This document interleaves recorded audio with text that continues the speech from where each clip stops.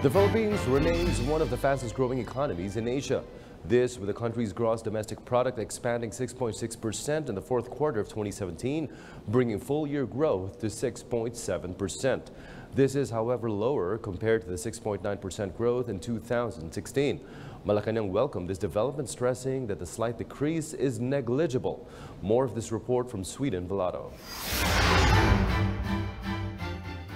The Philippine economy remains robust at 6.7%, according to Philippine Statistics Authority. Our thriving gross domestic product, or GDP growth in 2017, is attributed to a continuous flow of remittances from overseas Filipino workers and healthy labor market. Other factors considered by PSA and the National Economic and Development Authority, or NEDA, are government spending and investments being put to our country for the Duterte administration's Build, Build, Build program. There was a slight decrease in our annual 6.9% GDP growth in 2016, but the palace says this is negligible, as it doesn't remove the fact that the Philippines is still the second fastest growing economy in Asia.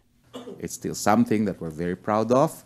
And I'm sure this economic growth has contributed to the sense of optimism. 96% Filipinos view the new year with optimism, and it's also responsible for the all-time high acceptance rating of the president, approval rating of the president. Meanwhile, the Bureau of Internal Revenue and Bureau of Customs also brought in some good news with their 2017 achievements. Last year, the revenue collected by BIR reached 1.7 trillion pesos, which is 97% of their target revenue, while customs revenue collection amounted to 457.5 billion pesos, and this is almost 98% of their target revenue. So they are almost 100% of their target. No?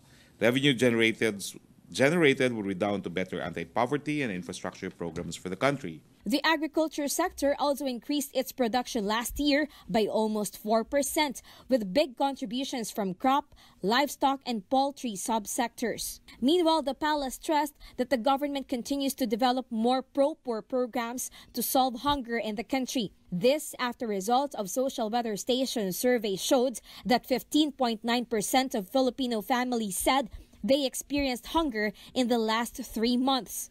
We're expanding economic opportunities in agriculture, forestry, fishery sector to address the challenges of food security while improving our people's income earning ability and enhancing workers' employability through TESDA Skills Upgrade Program.